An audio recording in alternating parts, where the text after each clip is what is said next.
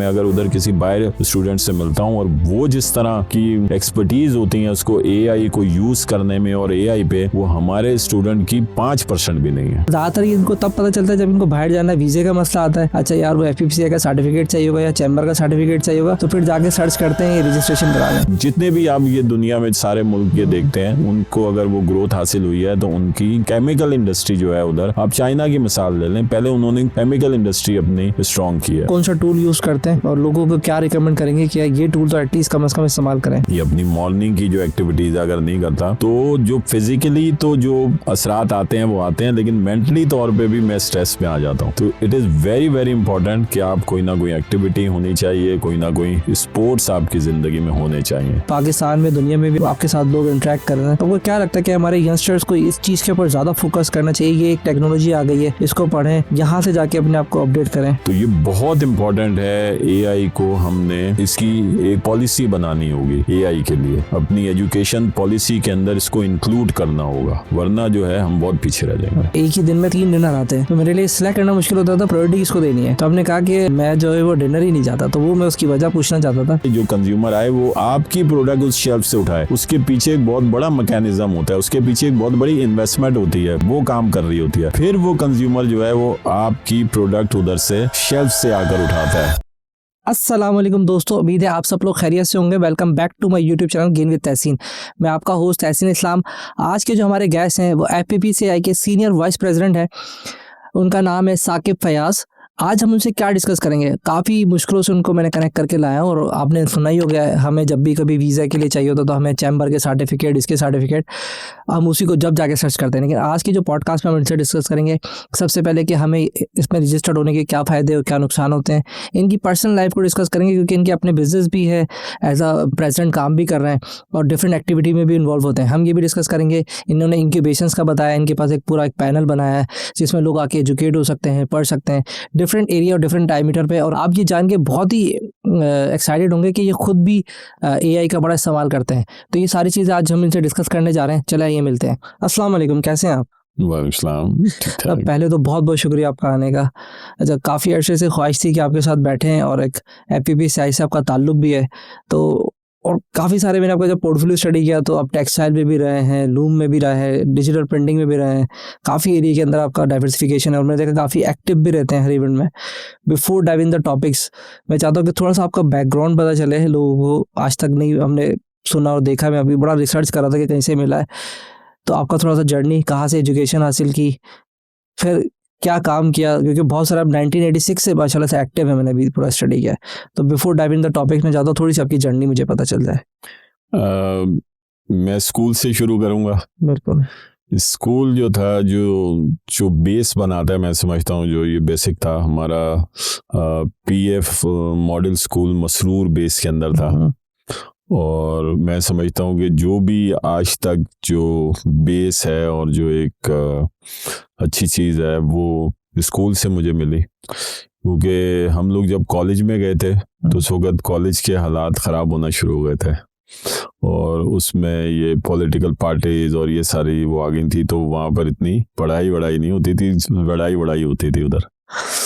तो नई political party शायद थी, नाम क्या था? ये सारी जो है हमारा, मैं जो पढ़ा हूँ वो प्रीमियर कॉलेज से मैं पढ़ा हूँ, तो सब बड़ा फेमस था उस वक्त था। और जब पहले 2 साल वो सही रहा और फिर उसके बाद जो है वो तो बहुत ज़्यादा डिस्टर्बेंस, और फिर वो उस वक्त कुछ ऐसा कल्चर भी आ गया था वो, उसमें चीटिंग का, और जी किताबें खोल के और वो स्टूडेंट्स पढ़ रहे हैं, तो हम लोग बहुत डिस्करेज होते थे कि हम लोग अब पूरी वो तैयारी करके गए हैं और एक वो सामने वो किताब खोल के पढ़ा। तो फिर इसलिए कॉलेज में जो मैं समझता हूँ कि जो होना चाहिए वो उस तरह का मैं उसको एब्जॉर्ब नहीं कर सका, लेकिन वो स्कूल बेस थी। और फिर मैंने बैचलर ऑफ कॉमर्स में ये बीकॉम उधर से किया मैंने, गवर्नमेंट प्रीमियर कॉलेज से।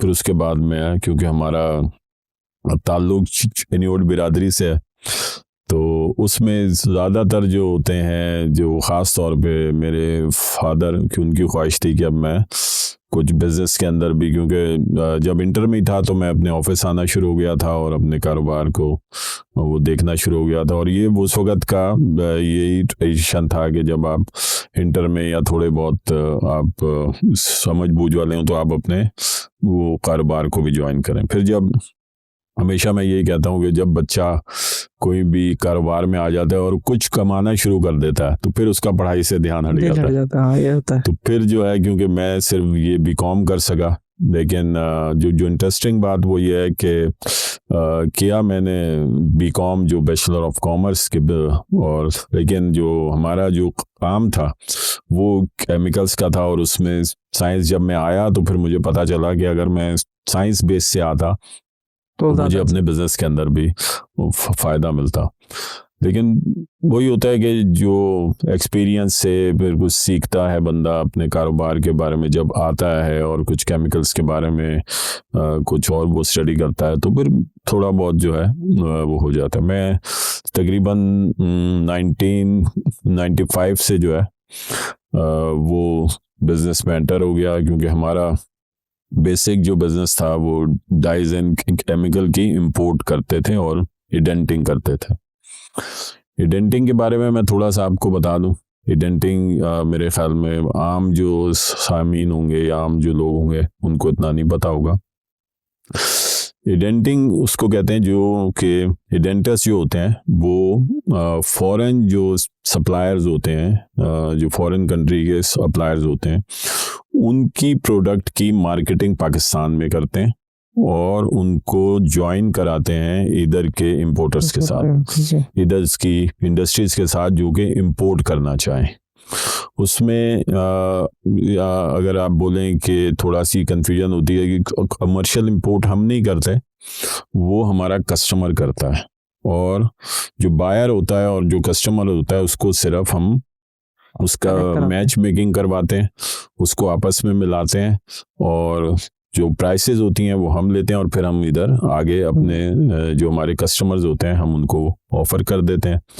लेकिन उसके लिए ज़रूरी इम्पोर्टेंट बात ये होती है कि तभी कोई हमसे जो है वो इंपोर्ट करेगा हमारे थ्रू जब हमारे पास क्वालिटी ऑफ प्रोडक्ट्स होंगी और हमारी जो प्राइसेस होंगी वो कॉम्पिटिटिव होंगी।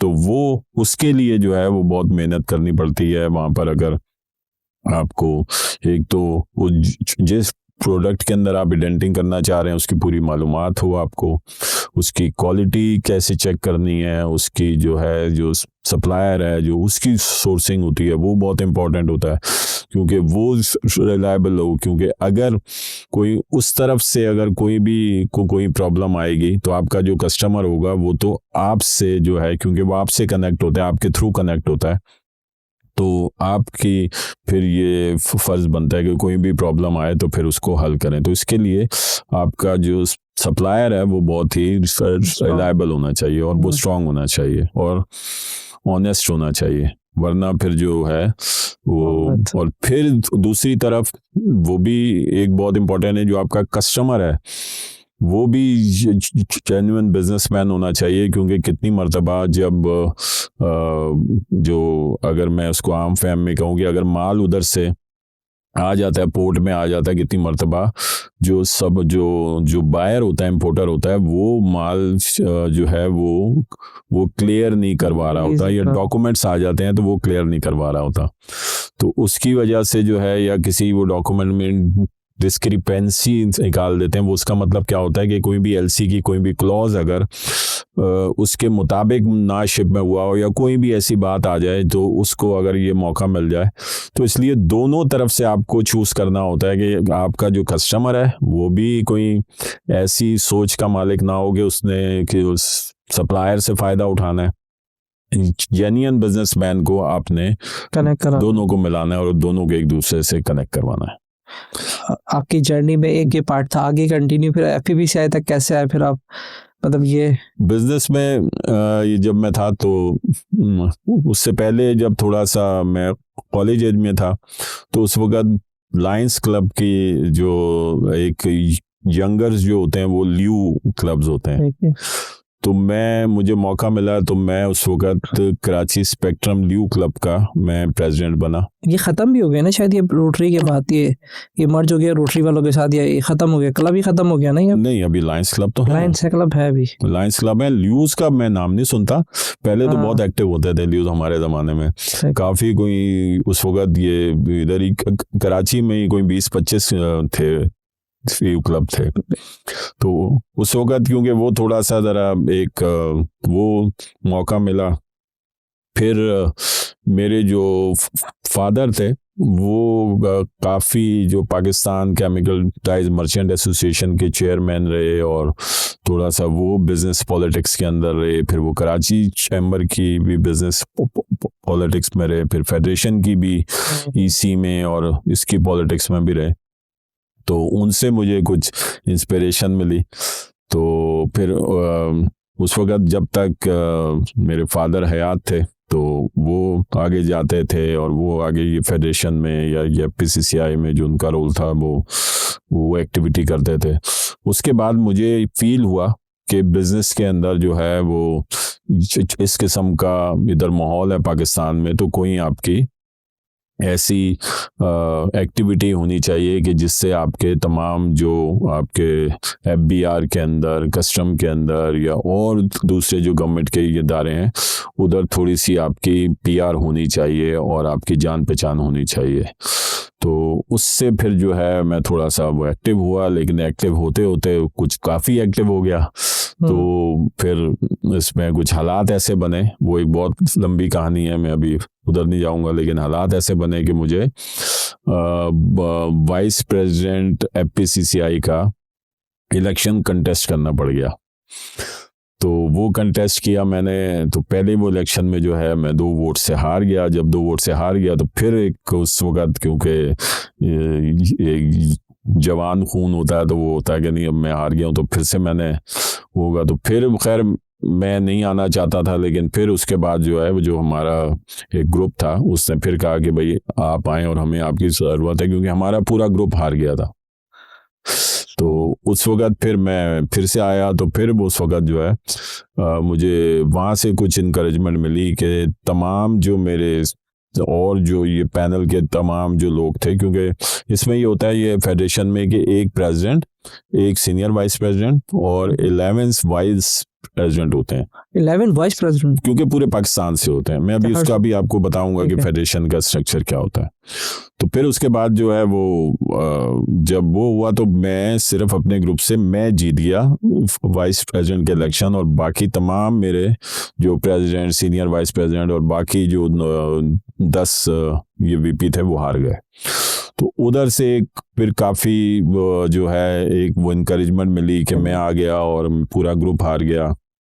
तो खैर फिर उसमें मैंने, क्योंकि मैं ही एक ऑपोजिशन में, एक मैं ये वाहिद वाइस प्रेसिडेंट था, बाकी सारे जो उधर होते थे वो तमाम लोग जो है वो रूलिंग ग्रुप से उनका ताल्लुक था। लेकिन खैर उनके साथ बड़ी अच्छी अंडरस्टैंडिंग के साथ के और आपस के उनके साथ ये रह के ताकि मैं अपना कुछ काम कर सकूं या लोगों के लिए डिलीवर कर सकूं, तो वो मैंने साथ रहा।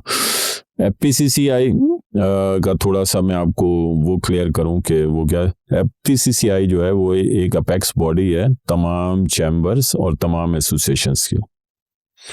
इसमें जो है जिस तरह Karachi chamber, Faisalabad chamber, Lahore chamber, इस तरह के जो है वो तकरीबन 60 चैम्बर्स जो हैं वो एफपीसीसीआई के मेंबर होते हैं, और तकरीबन 167 या 168 जो trade association all Pakistan base, Karachi base नहीं या किसी भी सिटी वाइज नहीं, जो वो टाउन एसोसिएशंस हैं या वो नहीं, सिर्फ ऑल पाकिस्तान बेस जो किसी सेक्टर की एसोसिएशंस होती हैं वो हमारी मेंबर होती हैं। तो इसका मतलब है कि पूरे पाकिस्तान के जितने चैम्बर्स और जितनी एसोसिएशन, उसकी पेरेंट बॉडी होती है एफपीसीसीआई।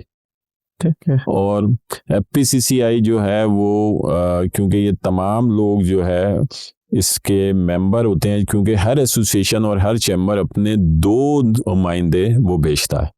FPPCI में भेजता है? FPCCI में भेजता है एक एग्जीक्यूटिव कमेटी के लिए और एक जनरल बॉडी मेंबर होता है जो वो उसका हिस्सा बनता है फेडरेशन का। और फिर वो तमाम मेंबर जो हैं चूज करते हैं प्रेसिडेंट, सीनियर वाइस प्रेसिडेंट और बाकी वाइस प्रेसिडेंट्स को। तो इसमें क्योंकि पूरे पाकिस्तान से ये लोग आते हैं और पूरे इसमें आप सवात चैम्बर भी गिन लें, गिलगित चैम्बर भी हैं, उधर एसोसिएशंस भी हैं जो पूरे पाकिस्तान में ऑल पाकिस्तान बेस जो भी होंगे, तो पूरा तो जो ये इलेक्शन होता है ये हम कहते हैं कि कौमी असेंबली के इलेक्शन से भी बड़ा इलेक्शन होता है क्योंकि इसका हल्का पूरा पाकिस्तान होता है और एक एक वोट के पास आपको जाना पड़ता है। अभी तकरीबन जो है अभी जब ये पिछली मरतबा इलेक्शन हुआ था तो तकरीबन 480 मेंबर्स थे, 480 वोटर्स थे। 186 में मैं यही पूछने वाला था कि तकरीबन उसको मल्टीप्लाई करेंगे तो 400 के आसपास बंदे बनेंगे जी, और उसमें से आपने जीतना है जी। 486 मेंबर उन्होंने हमें वोट देना है और हमने उन्हीं से आना है। और वो ऐसे मेंबर नहीं होते कि जो यहाँ पे इलेक्शन होते हैं कि बिरयानी की प्लेट खिला दो तो वो आपको वोट दे देते हैं। वो क्रीम ऑफ अपने सेक्टर्स होते हैं, वो खुद 1000 लोगों को बिरयानी क्रीम ऑफ जो है वो अपने जो उसकी उस सेक्टर की जो क्रीम होती है वो लोग इधर आते हैं, वो फेडरेशन में आते हैं और फिर उनसे हमने उनको कन्विंस करके उनको जो है वो वोट हासिल करना होता है। तो वो ये एक बहुत बड़ा इसमें आसान नहीं होता, एक बहुत बड़ा चैलेंज होता है।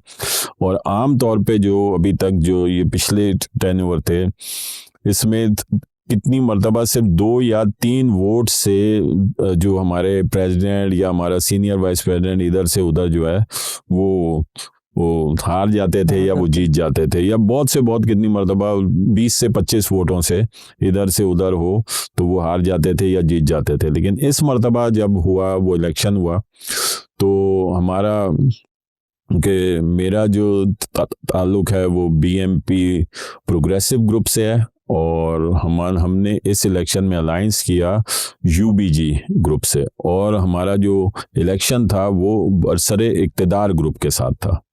तो लेकिन फिर हम दोनों ने जब हमारा वो अलायंस हुआ तो अल्हम्दुलिल्लाह हम लोग के जो प्रेसिडेंट थे वो तकरीबन 128 वोट का मार्जिन था। अच्छा, इतना माशाल्लाह। और मेरे जो मैं ये सीनियर वाइस प्रेसिडेंट के लिए था वो 121 वोट्स का मार्जिन था मेरे और मेरे ओपोनेंट में। और हमारे वाइस प्रेसिडेंट भी इस तरह जो थे वो कुछ अच्छी लीड के साथ आए और पूरा का पूरा पैनल, मतलब हम लोग उस वक्त अरसरे इक्तदार ग्रुप के अगेंस्ट लड़ रहे थे लेकिन फिर भी पूरा का पूरा ग्रुप हमारा तमाम हमारे वाइस प्रेसिडेंट्स हमारा सीनियर वाइस प्रेसिडेंट हमारा प्रेसिडेंट जो है वो आ गए अल्हम्दुलिल्लाह। चलो ये तो अच्छा हो गया। तो ये जो है थोड़ा सा मैंने कहा आपको वो FPCCI का वो बताऊं कि ये किस तरह नहीं, इसमें थोड़ा सा और सवाल ये कि जैसे वाइस प्रेसिडेंट एक ही होगा, सीनियर वाइस प्रेसिडेंट होगा, फिर आप कितने बता रहे थे मुझे? एक प्रेसिडेंट है, एक सीनियर वाइस प्रेसिडेंट, ये एक है। और जो वाइस प्रेसिडेंट्स हैं वो एक्चुअली यूं होता है कि इसमें तमाम सूबों के वाइस प्रेसिडेंट एक होता है। जैसे पंजाब चैम्बर्स का एक वाइस प्रेसिडेंट, सिंध चैम्बर का एक वाइस प्रेसिडेंट, ये फेडरल का एक वाइस प्रेसिडेंट, फिर इसी तरह गिलगित बल्तिस्तान का, फिर इसी तरह बलूचिस्तान का, फिर KPK का। तो ये जो है ये 4-5 जो ये वाइस प्रेसिडेंट ये हो जाते हैं। फिर 4 वाइस प्रेसिडेंट जो होते हैं वो ट्रेड एसोसिएशन से होते हैं, जो तमाम सेक्टर की जो एसोसिएशन होती हैं। अच्छा, इनका जो इलेक्टोरल कॉलेज होता है वो जैसे पंजाब है, पंजाब का वाइस प्रेसिडेंट है तो उसने पंजाब के चैम्बर से वोट हासिल करना है। उसका जो वो हल्का होता है वो पंजाब ही है। जो बलूचिस्तान का उसने बलूचिस्तान के चैम्बर से जो है वो हासिल करना है वोट। तो लेकिन जो प्रेसिडेंट होता है और जो सीनियर वाइस प्रेसिडेंट होता है उसका जो इलेक्टोरल कॉलेज होता है वो पूरा पाकिस्तान, पूरे तमाम चैम्बर्स, तमाम एसोसिएशंस। अच्छा, फिर हमारे यहाँ वुमेन चैम्बर्स भी हैं, उनकी भी एक वाइस प्रेसिडेंट साथ हैं तो उसका एक वाइस प्रेसिडेंट हो गया। फिर एक स्मॉल ट्रेडर चैम्बर्स के जो हैं वो भी जो स्मॉल ट्रेडर चैम्बर्स भी बनी हुई हैं उनका भी एक वाइस प्रेसिडेंट होता है। तो इस तरह ये मिला के जो है ये तकरीबन 11 जो हैं वो वाइस प्रेसिडेंट होते हैं और एक प्रेसिडेंट है और एक वाइस प्रेसिडेंट है। तो ये तकरीबन 13 जो होते हैं वो ऑफिस बेयरर्स होते हैं। इस मर्तबा अब जो है, क्योंकि अब स्मॉल एसोसिएशंस भी आ गई हैं, तो एक दो वो स्मॉल एसोसिएशंस भी बन गई हैं, तो इस मर्तबा जो कि इलेक्शन अभी दिसंबर में होने जा रहा है, तो उसमें जो है वो अब स्मॉल एसोसिएशंस का भी एक वाइस प्रेसिडेंट होगा। तो उसका मतलब है अब 12 वाइस प्रेसिडेंट्स होंगे, एक प्रेसिडेंट और एक सीनियर वाइस प्रेसिडेंट होगा। अच्छा, इनकी रिस्पॉन्सिबिलिटीज क्या होती है? पूरे जो आप जितने भी चैम्बर है उनको चेक कर रहे होते हैं, उनकी रजिस्ट्रेशंस, जैसे आप बता, जितने भी चैम्बर्स हैं वो ट्रेड्स हैं, वो एसोसिएशंस हैं, वो सब आपके पास एनरोल्ड होते हैं। देखिए, हमारा काम जो होता है वो तमाम बिजनेस कम्युनिटी को, जो हमारा रोल है बिजनेस कम्युनिटी का, के ब्रिज का किरदार अदा करते हैं बिटवीन पॉलिसी मेकर, गवर्नमेंट और हमारी बिजनेस कम्युनिटी के साथ। जो उनके जो भी मसाइल हैं, इश्यूज हैं, तमाम चैम्बर्स के जो भी एसोसिएशन के जो इश्यूज हैं, वो हम जो है वो गवर्नमेंट तक पहुंचाएं और एम्फसाइज करें, क्योंकि फेडरेशन की आवाज़ पाकिस्तान में सबसे स्ट्रॉन्ग वॉइस होती है as a parent body of the all chambers, और गवर्नमेंट भी जो है वो हमें क्योंकि बहुत अहमियत हासिल होती है।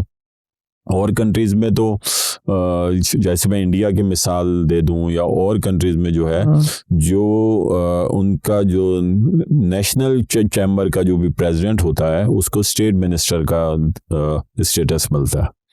इधर अभी तक ये नहीं हो सका। हम कितनी मरतबा ये गवर्नमेंट के साथ भी हम लोग बात कर चुके हैं कि यहाँ पे जी हमारी जो FPCI का प्रेसिडेंट है उसको स्टेट मिनिस्टर का स्टेटस मिलना चाहिए, लेकिन हमारी जो है वो वॉइस इतनी होती है, वो स्ट्रांग होती है, और तमाम जो होते हैं हमारे चैम्बर्स वो हमें अपने इश्यूज भेजते हैं और हम फिर आगे उनको वो अपने तौर पे भी बात कर रहे होते हैं, लेकिन जब हमारे पास आते हैं और जब हम उसको टेकअप करते हैं तो उसका थोड़ा सा बेनिफिट भी होता है और कुछ असर भी होता है और कुछ हमारी इन्फ्लुएंस भी होते हैं, क्योंकि ये तमाम मिनिस्टर्स के साथ हमारी हरकत जो मीटिंग्स और हमारे जो कनेक्शन होते हैं वो स्ट्रांग होते हैं, तो FBR के साथ, ब्यूरोक्रेट्स के साथ, तो इस तरह जो है हमारी पूरी वर्किंग हो रही होती है। हमारा जो हेड ऑफिस है वो कराची में, इसी तरह एक रीजनल ऑफिस लाहौर में, एक ऑफिस हमारा इस्लामाबाद में,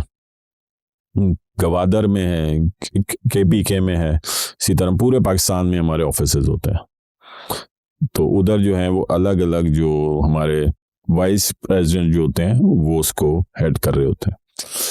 ज़बरदस्त हो गया। अच्छा, मैंने देखा आपकी वॉइस का भी, मैं रिसेंटली आपके आने से पहले देख रहा था, तो अब टैक्सेस के मामले में बोलते तो वो मैंने देखा मीडिया कवरेज भी आ जाती है माशाल्लाह से, तो ये एक बड़ा बेनिफिट है आपके साथ। लेकिन जो मैं अपने हमारे जो ई-कॉमर्स जो भी आजकल, क्योंकि आप सोशल एक्टिविटी के, तो ये जो अभी नई जेंसी आ रहे हैं ना जितने भी सारे, ये सब इंटरनेट से आ रहे हैं, इन लोग सोशल गैदरिंग नहीं होती है, इनको आइडिया भी नहीं है FPP से हम क्या काम कर सकते हैं। तो मैं ये चाहता हूँ आपके अल्फाज से उनको पता चले कि एक बॉडी ऑलरेडी मौजूद है जिसके साथ ये रजिस्टर्ड होकर अपने कई काम निकलवा रहे।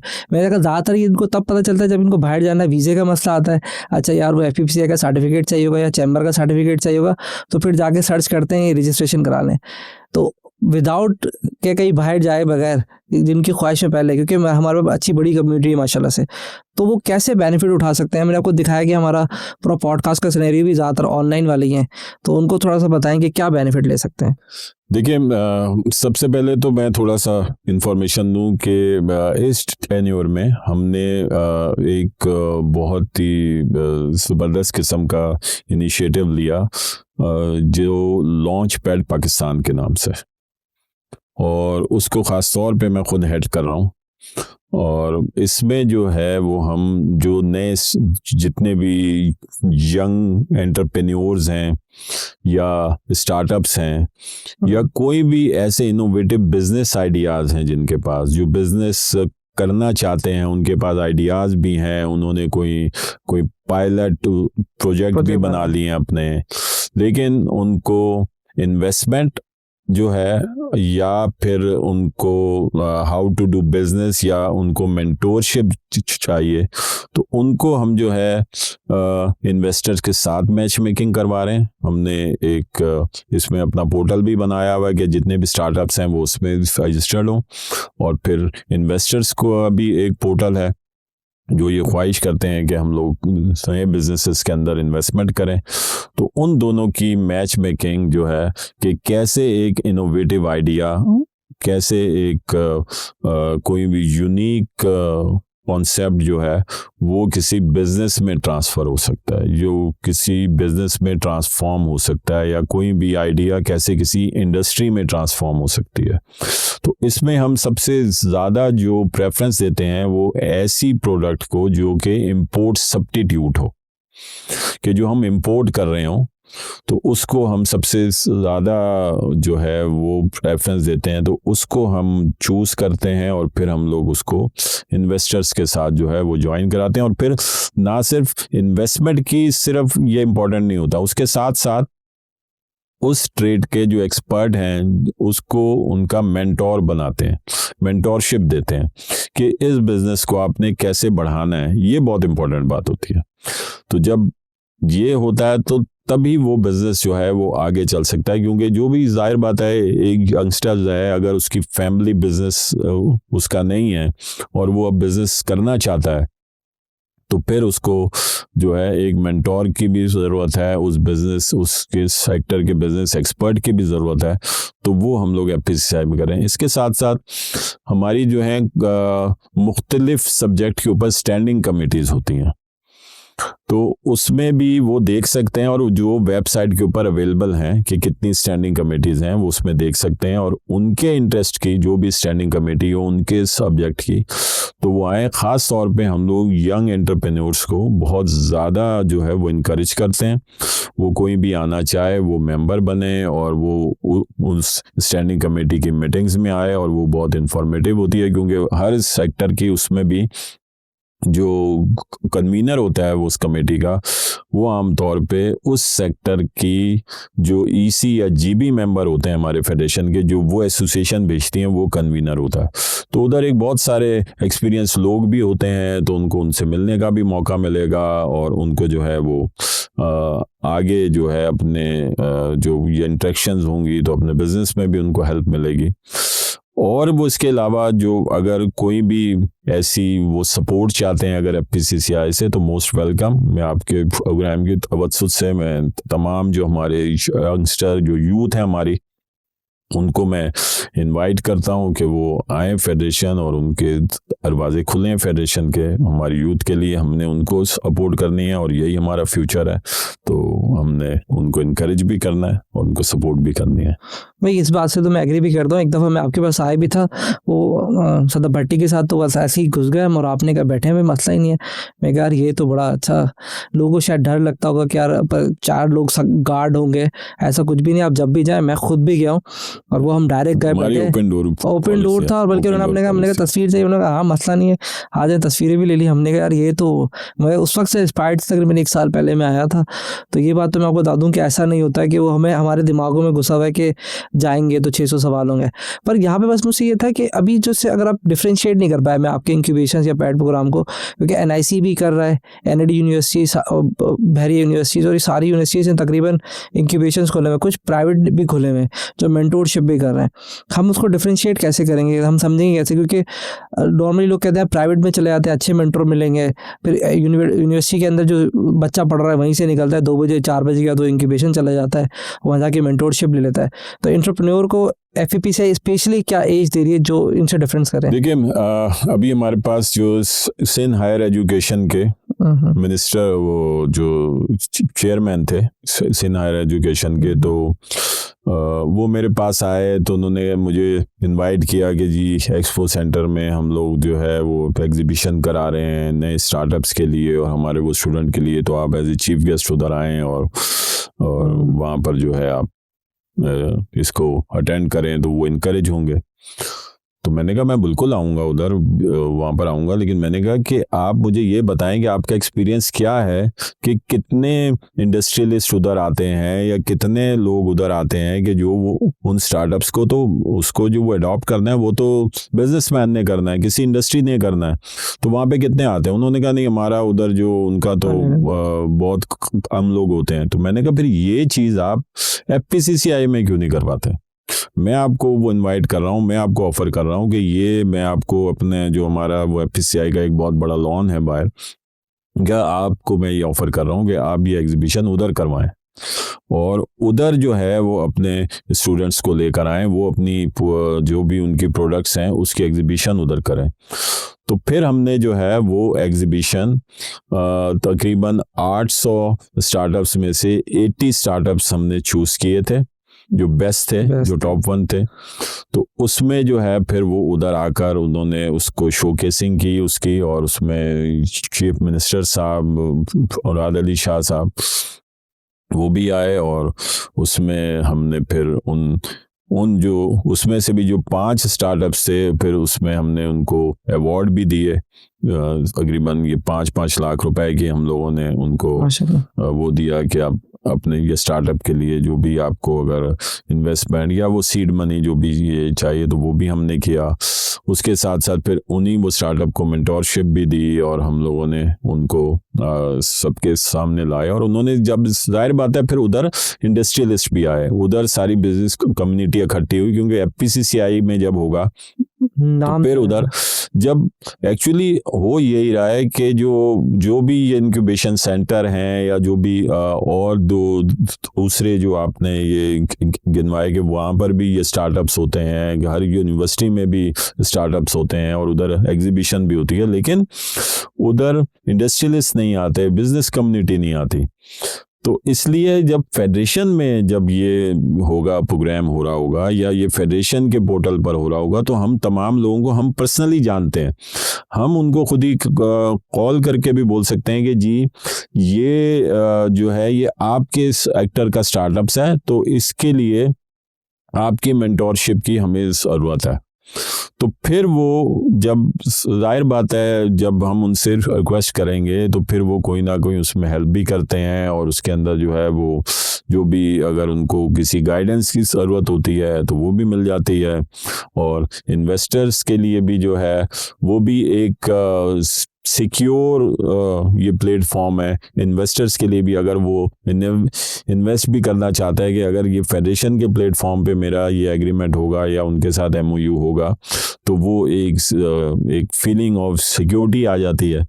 तो इस वजह से जो है वो उधर से डिफरेंट होता है। और इधर काफ़ी लोग जो हैं यहाँ पर हमारी बहुत सारी सक्सेस स्टोरीज भी हैं, और ऐसे भी जब वो इधर आते हैं तो हम उनको ऐसे भी एडवर्टाइज भी करते हैं, उनको सोशल मीडिया के अंदर भी हम लोग उनको प्रमोट करते हैं। अपने तमाम मेंबर्स जो हमारे बिजनेस कम्युनिटी के तमाम जो हमारे वो ग्रुप्स हैं उसके अंदर भी सर्कुलेट करते हैं। तो वो ऑटोमेटिकली जो है वो स्टार्टअप जो है वो कहीं ना पूरी ये बिजनेस कम्युनिटी में एक वेल नोन हो जाता है, और उनको हेल्प मिलती है कि इन्वेस्टमेंट की भी और मेंटोरशिप की भी। अच्छा, आपका एक प्रोग्राम है, आपने इनिशियली मुझे इंट्रोडक्शन में बताया था BMPP के नाम से, मतलब ये इसको थोड़ा सा एक्सप्लेन करें क्योंकि इसकी प्रोनाउंसिएशन आई थिंक मैं राइट ले रहा हूँ, BMPP, और इसके क्या बेनिफिट है, क्या एग्जैक्टली ये है क्या चीज़, क्योंकि आपने इंट्रो में ये मुझे बताया था कि कोई चीज़ है पर हमने इसके ऊपर डिस्कशन नहीं की थी।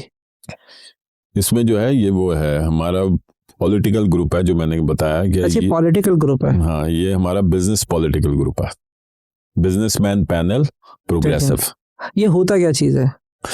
देखिए मैंने आपको बताया कि जो इलेक्शन होता है फेडरेशन का, अच्छा, ये उसी से इसका नाम ये है जो फेडरेशन के जैसे पार्टीज होती हैं, पॉलिटिकल पार्टीज होती हैं जो नेशनल असेंबली और कौमी असेंबली का इलेक्शंस लड़ती हैं, इसी तरह ये जो है वो एक पॉलिटिकल ग्रुप है जो बिजनेस पॉलिटिकल ग्रुप है। तो जो बिजनेसमैन पैनल प्रोग्रेसिव जो है वो एक बिजनेस पॉलिटिकल ग्रुप है, और ये ग्रुप बिल्कुल जिसको आप कहें कि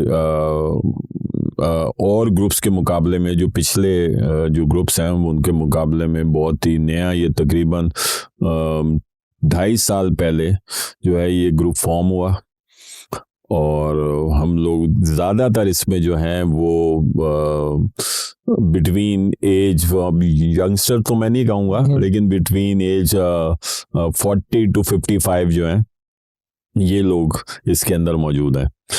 अभी तक फेडरेशन में जो है FPCCI के अंदर 3 ग्रुप हैं, 3 पॉलिटिकल ग्रुप हैं। पहले 2 होते थे, अब हमारा एक ये ग्रुप ऐड हो गया, अब 3 हो गए। 3 ग्रुप पहले 2 ग्रुप की आपस में जो है वो इलेक्शन होते थे, और अब जो है ये पहला जो था ग्रुप बिजनेसमैन पैनल था, जिसको मरहूम तारिक सईद साहब वो लीड करते थे, और अब जो है उसको मियां अंजुम निसार साहब जो हैं वो लीड कर रहे हैं उसको।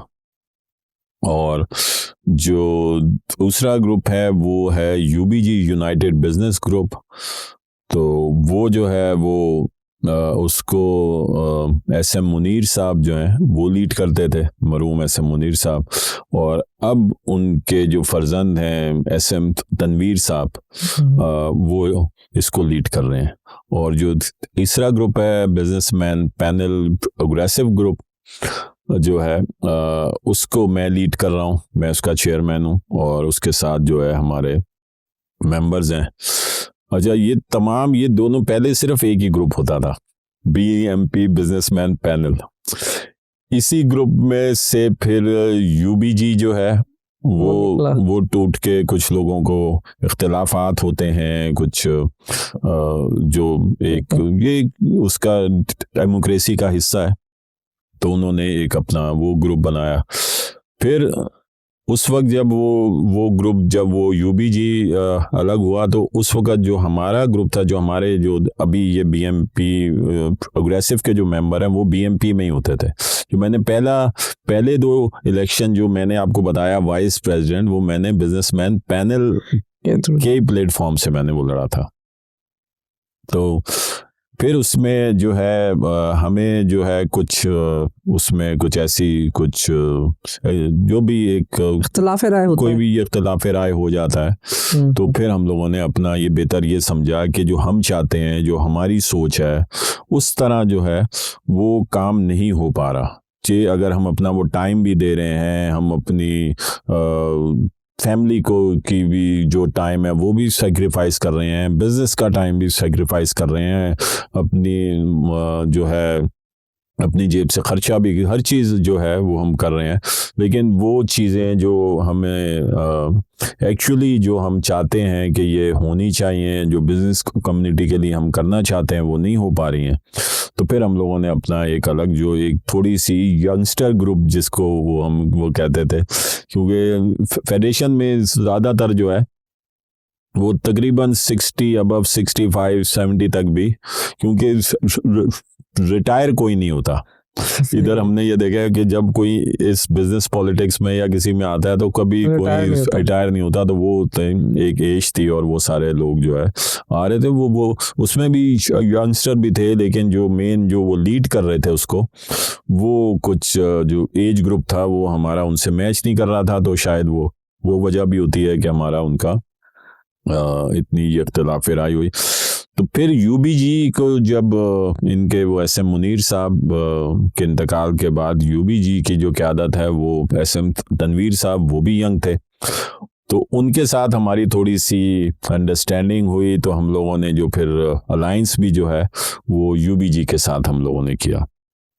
तो उसके बाद जब इलेक्शंस लड़ा तो अल्लाह ने बहुत बड़ी कामयाबी भी हमें दी। तो फिर हम लोग जो है वो उसको अब हमारा जो ये पहला ही इलेक्शन था हमारे ग्रुप का, और पहले ही इलेक्शन में ही हमें अल्लाह ने कामयाबी हासिल दी, और बहुत बड़ी कामयाबी हासिल दी। बहुत बड़े मार्जिन से हम लोग जो है वो जीते ये इलेक्शन। माशाल्लाह साहब, कह भी रहे हैं यंग थे, तो यंग तो फिर कामयाब होते ही होते हैं ना। तो ये पॉलिटिकल पब्लिकली होती है, लोग ज्वाइन कर सकते हैं, या आपका कोई क्राइटेरिया भी इसमें होता है? देखिए, एक तो ये है कि हमारा जो क्राइटेरिया होता है वो यही होता है कि बिजनेसमैन हो, जो अपना बिजनेस कर रहे हो, और वो किसी ना किसी ट्रेड एसोसिएशन से उनका ताल्लुक हो, क्योंकि जो इलेक्टोरल कॉलेज होता है वो हमारा वो ट्रेड एसोसिएशन से ही होता है।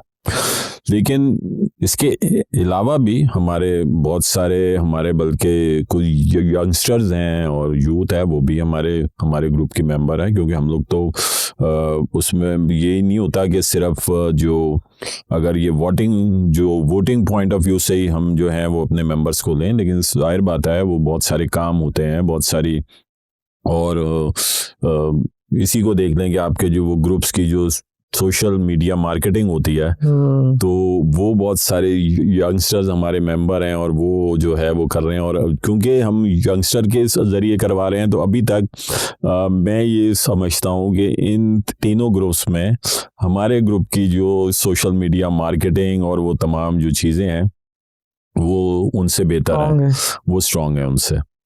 तो ये जो है, और भी अगर ऐसे कोई बनना चाहे मेंबर, तो हम उसका ये कुछ हमारे क्राइटेरियाज हैं जो हम लोग उसको इंटरव्यू होता है और हम बकायदा उसको देखते हैं, और उसकी जो बिजनेस स्ट्रेंथ उसकी, या किसी चीज़ में अगर वो एक्सपर्ट है, कोई एक्स पॉलिसीज में एक्सपर्ट हो, कोई फीडबैक हमें दे सकता हो, या कोई भी अपना एडिशन कर सकता हो हमारी स्ट्रेंथ में, तो हम उसको वेलकम करते हैं और ओपन डोर्स हैं इधर भी, बिल्कुल यही पॉलिसी है। माशाल्लाह से बहुत अच्छा है। अब मैं थोड़ा सा ना एफपीपी से ऐसे हट के जाना चाहता हूँ कि मैं आपकी थोड़ा सा जानना चाहता हूँ कि आपको किस चीज़ में कैसे एजुकेशन, अपने आप को अपडेट कैसे करना है। तो पहला क्वेश्चन ये कि तो आपकी डेली लाइफ आप अपने कैसे गुजारते हैं, सुबह कैसे उठते हैं, क्या करते हैं, ताकि हमें आइडिया मिले कि अगर अपने आप को अपडेट करना तो कैसे। मैं चाहता हूँ थोड़ी सी आपकी डेली एक्टिविटीज़ भी हमें पता चले। देखिए, मैं अर्ली राइजर हूँ अल्हम्दुलिल्लाह, हमेशा से, क्योंकि हमारे घराने में ये है कि फजर की नमाज पढ़ते हैं तो फिर सुबह उठ जाते हैं, लेकिन फिर उसके बाद जो कराची में आमतौर पे ये होता है, लोग फजर की नमाज पढ़ के सो जाते हैं। तो मेरी ये होती है, रूटीन होती है कि मैं सुबह, हमारा एक क्लब है तो हम लोग कुछ वो दोस्तों का ग्रुप है, हम लोग उधर पहले वॉक करते हैं और फिर बैडमिंटन खेलते हैं या टेनिस खेलते हैं, कोई ना कोई स्पोर्ट्स हमेशा से मेरा होता है। तो हम लोग तकरीबन 7 बजे जो है उधर हमारा क्लब खुलता है, तो हम लोग उधर पहुंच जाते हैं और 9 बजे तक फिर हम उधर ही होते हैं। और वही मैं समझता हूँ वो ही मेरा अपना टाइम होता है, वही मेरा क्वालिटी टाइम होता है कि जो मैं कहता हूँ कि वो मैं उसको ये वक्त होता है वो सबसे ज़्यादा वैल्यूबल होता है। और जब ख़ास तौर पे मैं बल्कि औरों को भी बोल रहा होता हूँ कि जो भी स्पोर्ट्स होता है या जो भी गेम होता है, या ख़ास तौर पे जो भी जिसको हम कहते हैं कोई बॉल गेम होता है, या जैसे बैडमिंटन में शटलकॉक होती है, तो कोई इस किस्म का गेम होता है, वो आपके माइंड के लिए भी बहुत अच्छा होता है। वो इस तरह होता है कि आप जो है वो उसमें आप फोकस करने में आपको बहुत ही हेल्प करता है, क्योंकि जब आप बैडमिंटन में जब शॉट खेल रहे होते हैं तो उस वक्त आप तमाम चीज़ें भूल चुके होते हैं कि मेरा क्या बिजनेस है, मेरे घर की परेशानियां क्या हैं, मेरे बिजनेस की परेशानियां क्या हैं, या क्या मेरे साथ बुरा हुआ है या क्या अच्छा हुआ, तमाम चीज़ें भूल के आपका फोकस सिर्फ उस शॉट के ऊपर होता है कि मैंने कैसे शॉट खेलनी है कि ओपोनेंट को उठाने में मुश्किल हो। तो वो जो फोकस होता है और वो जो आपका फिर पीस ऑफ माइंड आता है फिर उसके बाद वो गेम के, क्योंकि आपकी तवज्जो जो तमाम और चीज़ों से हट जाती है और अपने गेम पर होती है। तो ये मैं समझता हूँ कि बहुत ही अच्छी चीज़ है। और अगर मैं अपने आप को फील करता हूँ कि जब मैं गेम नहीं खेलता या कभी किसी वजह से वो टाइम नहीं होता, तो मैं ये अपनी मॉर्निंग की जो एक्टिविटीज़ अगर नहीं करता, तो जो फिजिकली तो जो असरात आते हैं वो आते हैं, लेकिन मेंटली तौर पे भी मैं स्ट्रेस में आ जाता हूँ। तो it is very very important कि आप कोई ना कोई एक्टिविटी होनी चाहिए, कोई ना कोई स्पोर्ट्स आपकी ज़िंदगी में होने चाहिए। जब हम स्टार्ट करें तो मेरे को एक बड़ी अच्छी याद लगी था डिनर का, क्योंकि मेरे पास भी एज अ प्रेसिडेंट जब मैं रोटरी में था, वहाँ पे एट अ टाइम एक ही दिन में 3 डिनर आते हैं, तो मेरे लिए सिलेक्ट करना मुश्किल होता था प्रायोरिटी किसको देनी है। तो हमने कहा कि मैं जो है वो डिनर ही नहीं चाहता, तो वो मैं उसकी वजह पूछना चाहता था।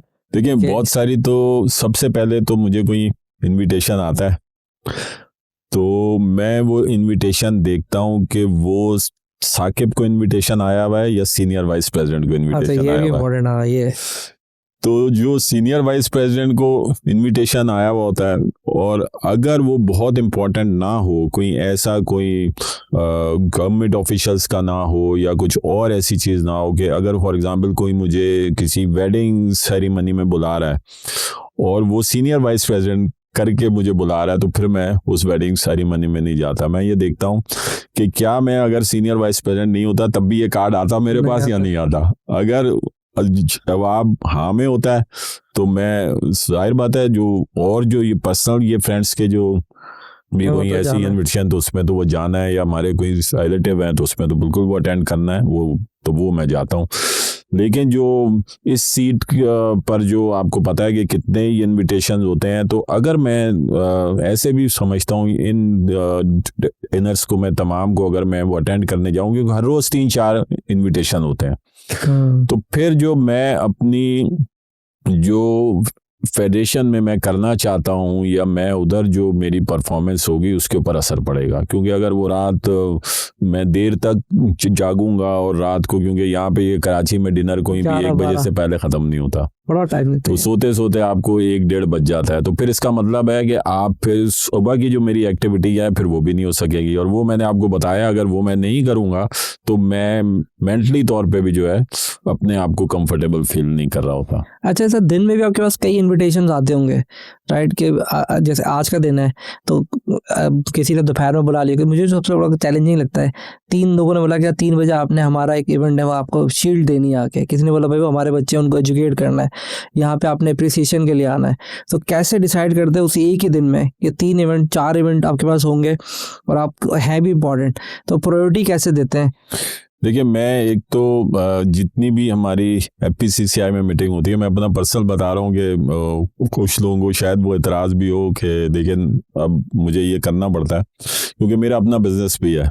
उधर मैंने आना है तो भी। मैं क्या करता हूँ कि मैं ज़्यादातर जितनी भी ये फेडरेशन में जितनी भी एक्टिविटीज़ होती हैं, ज़्यादातर तो मैं तमाम एक्टिविटीज़ जो भी हमारी मीटिंग्स होती हैं वो हमारी फेडरेशन में FPCCI में हो रही है, क्योंकि हेड ऑफिस है तो उधर मीटिंग्स भी बहुत ज़्यादा होती हैं।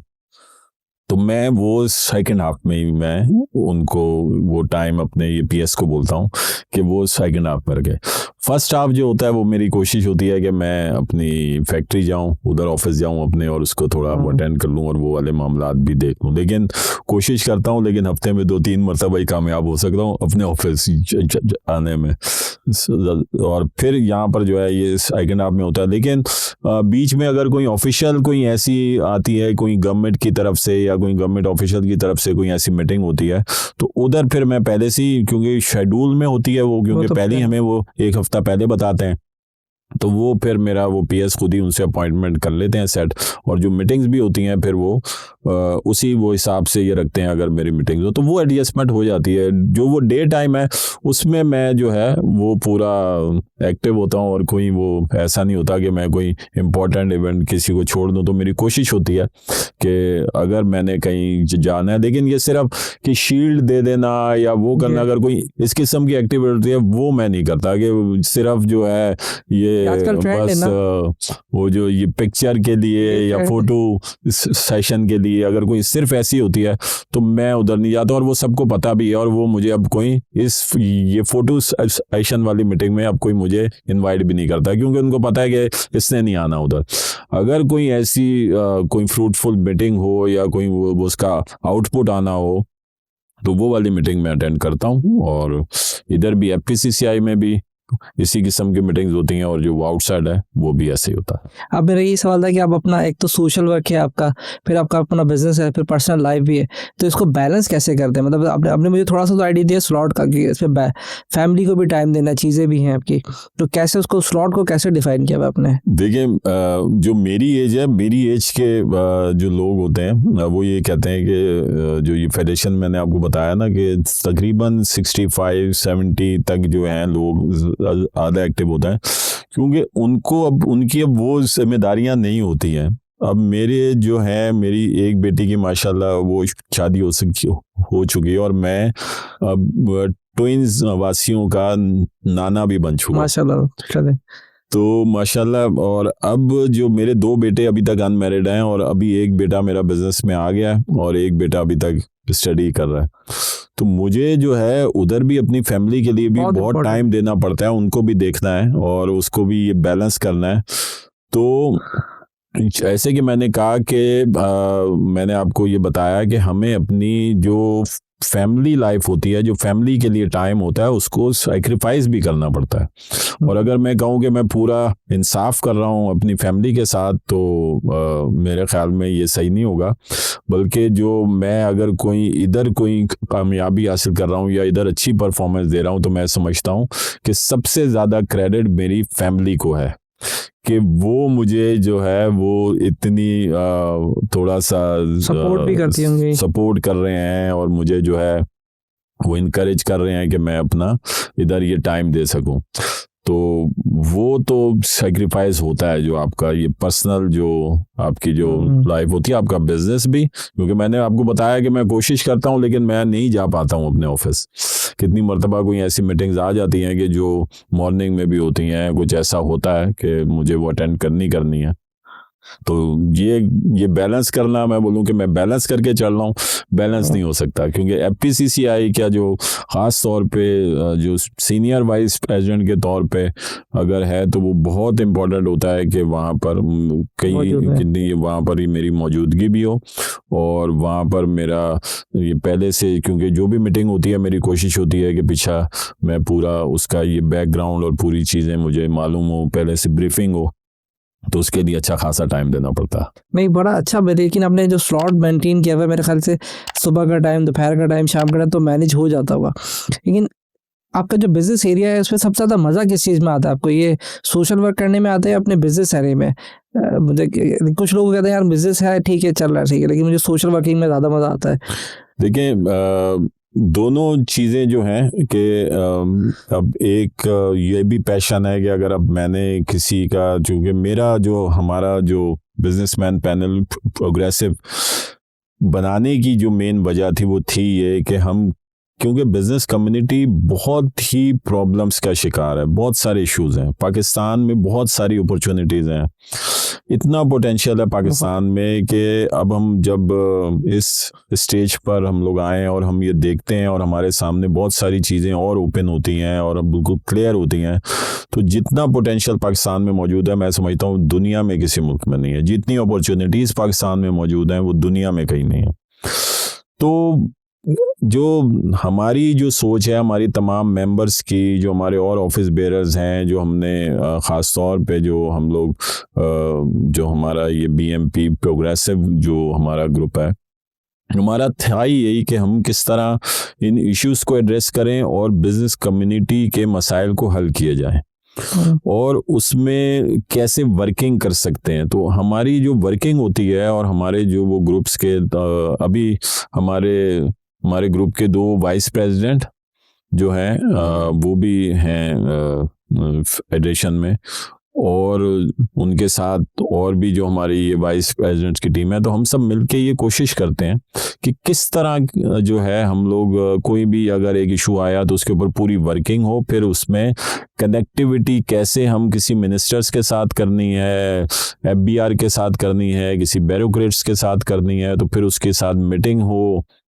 उसके पूरी वर्किंग मौजूद हो, क्योंकि जब तक हमें पूरे वो इशू का वो नहीं पता होगा तो हम नहीं कर सकते।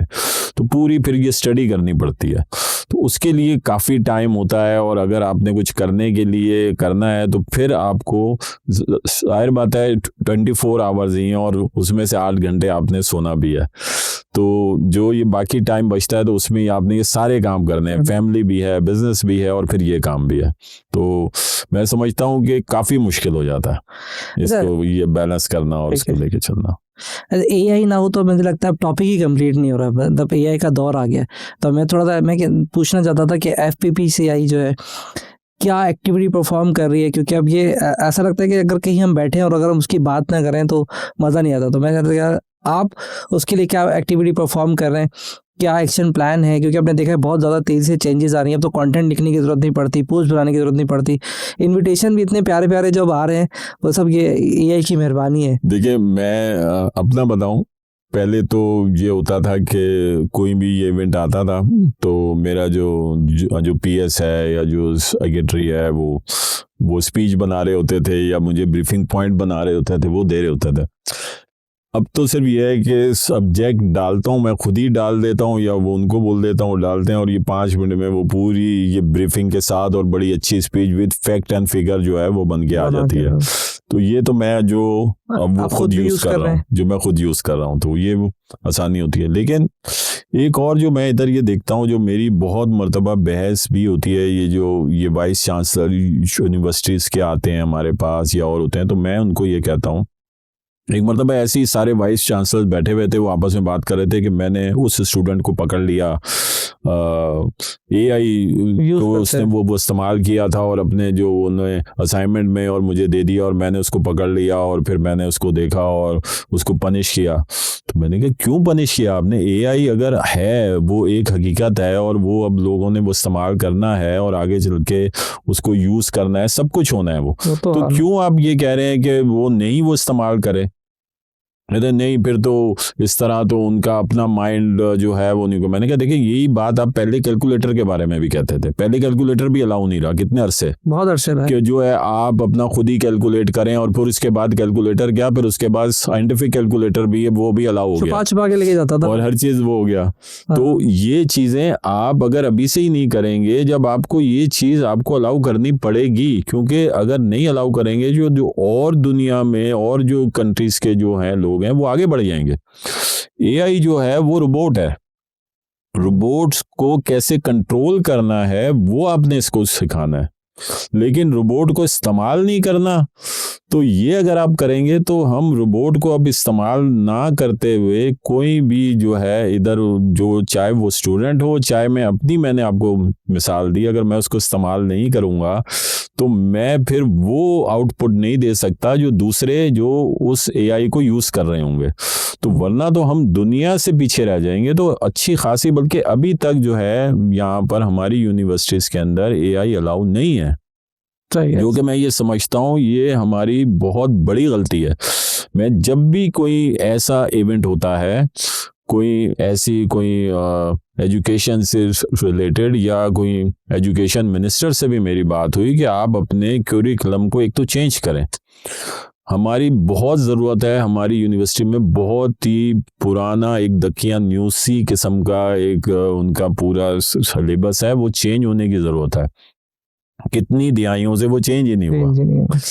तो उसको जब चेंज करेंगे तो उसके अंदर AI को इंक्लूड करें आप। और अब पूरा, क्योंकि पूरी दुनिया में AI आने के बाद तो पूरी दुनिया के जो करिकुलम है वो चेंज हो गया, पूरा सिस्टम चेंज हो गया, तमाम एजुकेशन सिस्टम चेंज हो गया। अब आपको वो चीज़ें जो हैं वो याद करने के लिए नहीं है ज़रूरत, अब तो एक फिंगर टिप्स के ऊपर आपके हैं, लेकिन अब आपने उससे फ़ायदा ज़्यादा से ज़्यादा ऐसे उठाना है, वो देखना है आपने।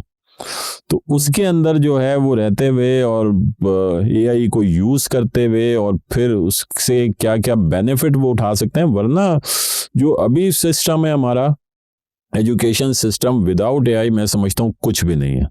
और बहुत बड़ी चेंज, अभी तो बहुत बड़ी चेंज और बहुत बड़ा रेवोल्यूशन आने वाला है मजीद। ये तो स्टार्ट है, बिल्कुल ऐसे ही है, लेकिन हम बहुत पीछे रह जाएंगे। मैं इधर देख रहा हूँ कि हम बहुत पीछे हैं। उधर का जो एक AI यूज करने वाला वो स्टूडेंट, मैं अगर उधर किसी बाहर स्टूडेंट से मिलता हूँ और वो जिस तरह की एक्सपर्टीज होती है उसको AI को यूज करने में और AI पे, वो हमारे स्टूडेंट की 5% भी नहीं है। सही। तो ये बहुत इम्पोर्टेंट है, AI को हमने इसकी एक पॉलिसी बनानी होगी AI के लिए, अपनी एजुकेशन पॉलिसी के अंदर इसको इंक्लूड करना होगा, वरना जो है हम बहुत पीछे रह जाएंगे। अच्छा, आपने वैसे AI की बात की, मैं चाह रहा था कि आप कौन सा टूल यूज़ करते हैं और लोगों को क्या रिकमेंड करेंगे कि ये टूल तो एटलीस्ट कम से कम इस्तेमाल करें? देखिए, मैं तो सिर्फ ChatGPT यूज़ कर रहा हूँ।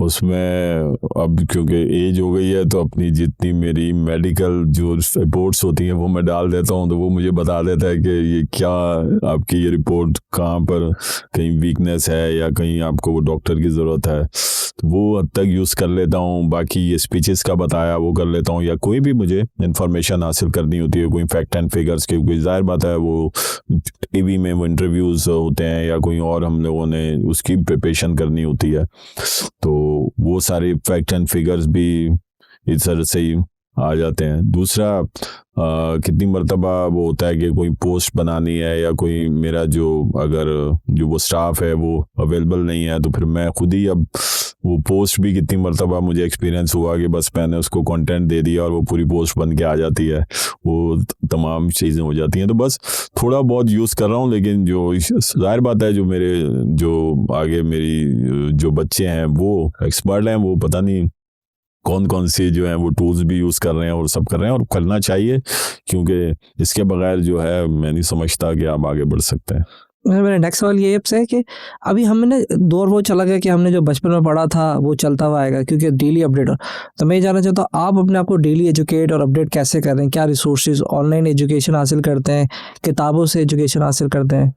देखिए, इसमें यही होता है कि बहुत सारे जो इंटरव्यूज़ होते हैं, बहुत सारे ये एक्सपर्ट्स के, वो इंटरनेशनली एक्सपर्ट्स के पर्टिकुलर सेक्टर के, वो मेरी एक आदत है कि मैं उसको सुनता हूँ। वो भी ये इसमें सोशल मीडिया के अंदर ही वो आते हैं। बहुत आसान है अब तो, आजकल किसी भी मौजू के ऊपर आपने कोई मालूमात हासिल करनी है तो उसको आप देख लेते हैं।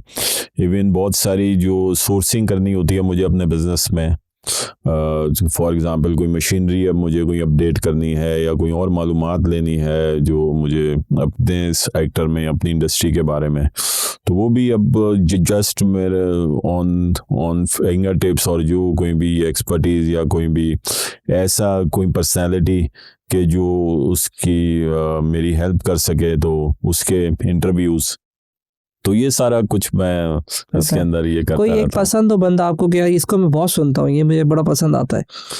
मैं जो उसका अली बाबा का जो है फाउंडर जो ये फाउंडर है, उसको मैं काफ़ी उसको मैं फॉलो करता हूँ और उसको देखता हूँ, और उसके जो आइडियाज़ होते हैं और जो वो बता रहा होता है, वो ज़्यादातर तो वो यंगस्टर्स ही को वो एड्रेस कर रहा होता है, वो देख रहा होता है, तो लेकिन उसको मैं कुछ फॉलो करता हूँ और उससे वो देखता हूँ मैं।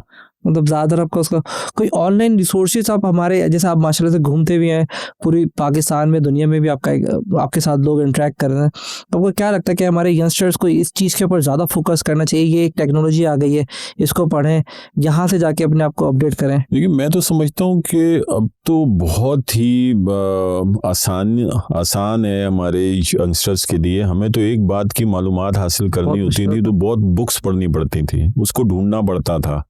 इवन मुझे याद है कि डिक्शनरी होती थी, इतनी मोटी होती थी, किसी वर्ड का मीनिंग ढूंढने में ही हमें 5 मिनट लग जाते थे, एक वर्ड का मीनिंग ढूंढने में। ऐसा ही। तो अब तो बहुत ही आसानी है कि आप कोई भी सर्च करना चाहें किसी भी, और वो आपको एग्जैक्ट, बल्कि जो टूल भी सर्च करना चाहें तो वो भी उसके अंदर है।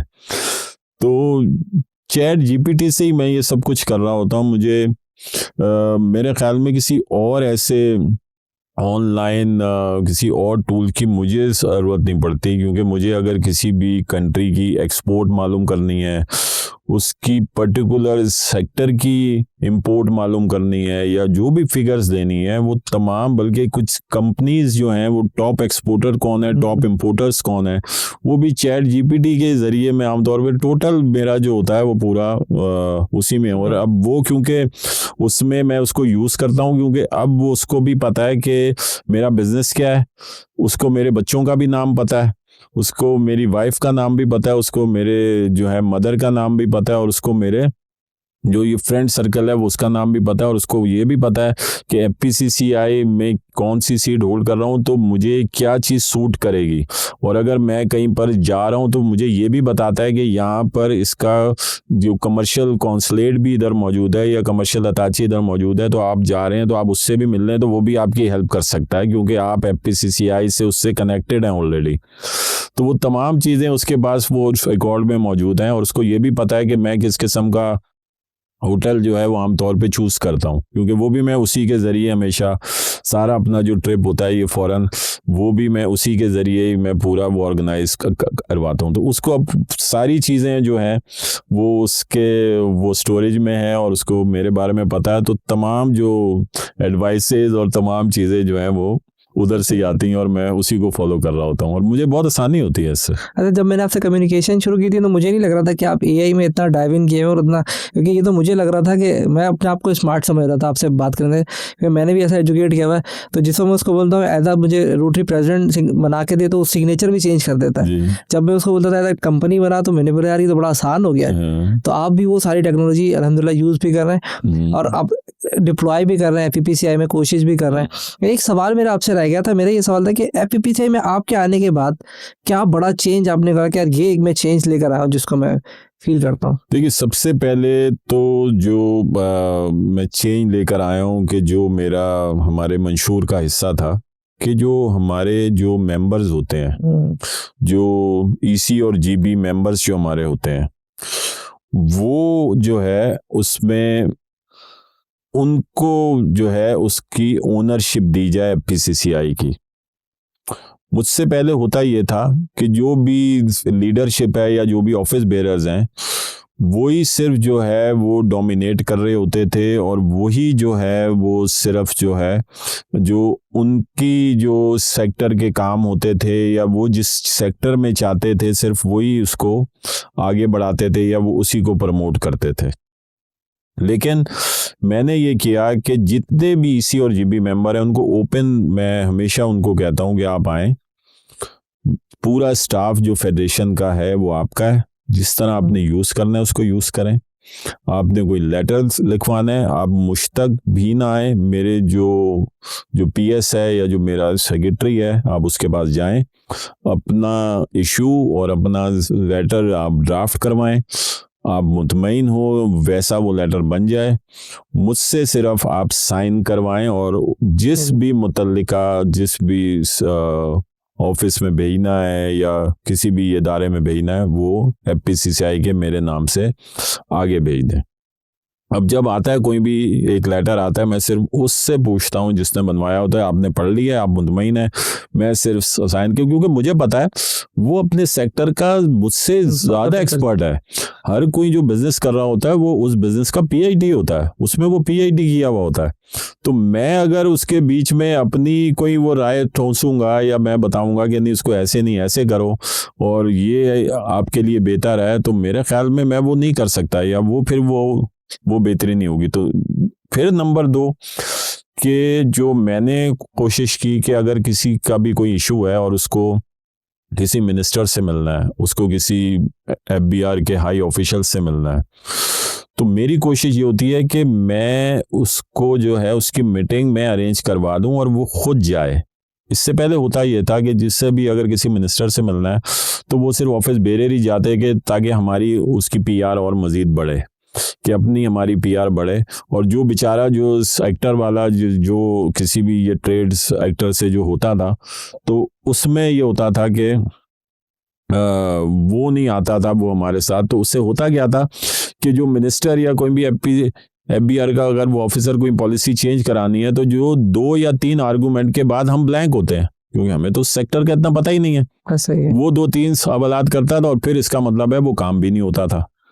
तो अब मेरी जो आम तौर पे जो मैं कोशिश करता हूं कि मैं उससे मीटिंग अलाइन करा दूं और कोशिश करते हैं कि हमारा कोई भी ऑफिस बेरर फिर उनके साथ चला जाए कि ज़्यादा उस मीटिंग में थोड़ा सा एफपीसीसीआई का भी प्रेशर उनके ऊपर मौजूद रहे।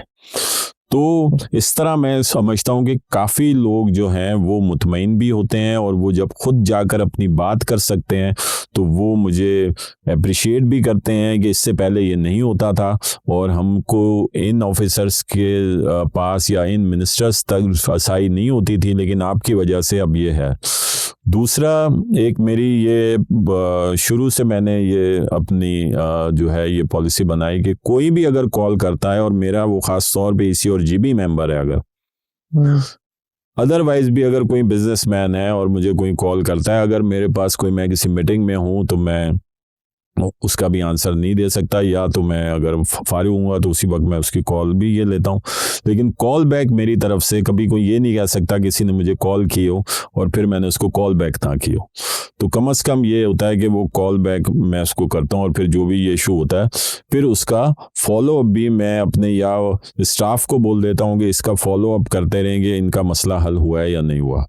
तो ये अल्हम्दुलिल्लाह के जो मुझे जो है वो पूरी बिजनेस कम्युनिटी से भी अप्रिसिएशन भी मिलती है कि जो भी इशू होता है उसका फॉलोअप भी होता है और उसकी पूरी कोशिश भी होती है कि वो हल हो सके। कोई एक ऐसी चीज़ आपको लगा कि मैं प्राउड फील करता हूँ जो मैंने लोगों के लिए किया एज FPPCI में किया हो या किसी और ग्रुप में, क्योंकि आपका एक जर्नी रही है माशाल्लाह से, कोई एक सक्सेस स्टोरी अगर आप बताना चाहें? देखिए, इसमें जो मैं समझता हूँ कि जब मैं आया तो जो ऐसे कि मैंने बात की कि मेरा एक ये पैशन था, मैं समझता हूँ ये कि जितनी भी रिसर्च पूरी दुनिया में कहीं पर भी रिसर्च होती है तो दुनिया में वो यूनिवर्सिटीज़ के अंदर होती है। और इधर हमारे यहाँ ये एक बहुत बड़ा गैप है कि हम जो है वो इंडस्ट्रियलिस्ट यूनिवर्सिटी के अंदर जो रिसर्च होती है उससे हम बेनिफिट नहीं उठाते। वो इसलिए नहीं उठाते क्योंकि वो रिसर्च जो हो रही होती है वो क्योंकि इंडस्ट्री से वो नहीं लिंक होते तो उनको नहीं पता होता कि इंडस्ट्री को किस चीज़ की है रिक्वायरमेंट है। तो वो जो रिसर्च करते हैं या वो जो कोई प्रोडक्ट बनाते हैं तो उसकी ज़रूरत हमारी इंडस्ट्री को नहीं होती। तो ये हमेशा से मैं ये देखता हुआ था। तो मैंने ये किया कि इंडस्ट्री और एकेडमिया का लिंकेज को मैंने स्ट्रॉन्ग किया। मैं समझता हूँ कि मेरे दौर में इधर सबसे ज़्यादा जो काम हुआ है वो एकेडमिया और इंडस्ट्री के लिंकेज पर हुआ है, क्योंकि इसमें जितना ज़्यादा वो करीब आए हैं और जितने एकेडमिया के लोग फेडरेशन में अब एक्टिव हुए हैं और बहुत सारे प्रोजेक्ट हम लोग मिलके कर रहे हैं, तो इसमें मैं समझता हूँ कि आगे जाके भी अभी भी हमें बहुत बेनिफिट हो रहा है और आगे जाके मज़ीद जो हम लोग के रिलेशन और मजबूत होते जाएंगे और हमारा कनेक्शन और कम्युनिकेशन हमारी स्ट्रांग होती चली जाएगी, तो फिर यूनिवर्सिटीज़ में भी वही रिसर्च हो रही होगी जो हमारी इंडस्ट्री को चाहिए। तो इसको जो है मैं समझता हूँ कि, और दूसरी बात कि जो इससे पहले आम तौर पे जो है वो ये होता था कि कोई भी मिनिस्टर आ जाए, कोई भी गवर्नमेंट ऑफिसर आ जाए तो उसकी बहुत ज़्यादा तारीफ़ें और पीठ पीछे हम बेशक कुछ भी बोल रहे हों, लेकिन जब वो आ जाए सामने तो बहुत ज़्यादा होती थी। तो मैंने कम से कम ये मेंटेन करने की कोशिश की है कि उसको जो है वो बहुत ज़्यादा उसकी तारीफ़ें, यानी इशू के ऊपर बात की जाए, कोई उसका काबिल ये तारीफ़ काम है तो वो भी करना है, हमने अप्रिशिएट भी करना है गवर्नमेंट को, और जहाँ पर इशू है तो उसको स्ट्रांगली जो है हमने आगे बात भी करनी है। और हमारी जो मैंने देखा है, जो मैंने अपने एक्सपीरियंस से ये सीखा है कि आपकी बात में वज़न और आपकी स्ट्रेंथ तभी बनती है किसी भी गवर्नमेंट ऑफिसर के आगे या किसी भी मिनिस्टर के आगे, अनटिल एंड अनलेस आप कोई अपना पर्सनल काम ना बोलें। तो मेरा ये असूल रहा है कि मैंने कभी अपना कोई पर्सनल काम जो है किसी गवर्नमेंट ऑफिसर को नहीं बोला या किसी मिनिस्टर को नहीं बोलना, वरना मुझे पता है कि जो मैं सही काम के लिए मैं परसू कर रहा हूँ या सही काम के लिए जो मैं उनको पुश कर रहा हूँ, तो फिर जो है मेरी बात की वैल्यू नहीं रहेगी। अगर मैंने एक भी अपना पर्सनल काम उसको बोल दिया तो फिर मेरी बात की कोई वैल्यू नहीं रहेगी, और मेरा जो मैं लोगों के लिए जो किसी सेक्टर के लिए काम करवाना चाह रहा हूँ तो फिर वो नहीं होगा। तो ये पॉलिसी जो है वो लेकर मैं चल रहा हूँ। फ्यूचर में क्या प्लान है आपका? फ्यूचर में आप क्या देख रहे हैं कि यार मेरा ये एक टारगेट है जो मैं अभी अचीव नहीं कर पाया, मेरा प्लान है नेक्स्ट 2-3 ईयर में, 5 ईयर में मैं ये करके चला जाऊंगा? मैं समझता हूँ कि आगे जो है अब ये वाली एक सीट होल्ड करके कुछ अरसे तो मैं अब कुछ गैप दूंगा, और थोड़ी सी जो बिजनेस को अपने वो टाइम नहीं दे सका और उसमें जो है वो थोड़ा बहुत वहाँ पर मैं वो करूँगा। लेकिन जो मेरा जो एक टारगेट है कि हमारी जो बिजनेस कम्युनिटी है और बहुत सारी ऐसे इश्यूज हैं, छोटे छोटे इश्यूज हैं जो अभी भी मैं उसको करने की कोशिश कर रहा हूँ, लेकिन मेरे ख्याल में शायद पूरा जो मैं ये सीट होल्ड कर रहा हूँ अब दिसंबर में ये टेन्योर वो ख़त्म हो जाएगा, तो उस अरसे में शायद मैं पूरे वो टारगेट अचीव ना कर सकूं, लेकिन उसमें कम से कम जो एक्सपोर्ट ओरिएंटेड जो हमारा सेक्टर है, जिसमें एग्रीकल्चर भी है, जिसमें माइन एंड मिनरल्स भी है,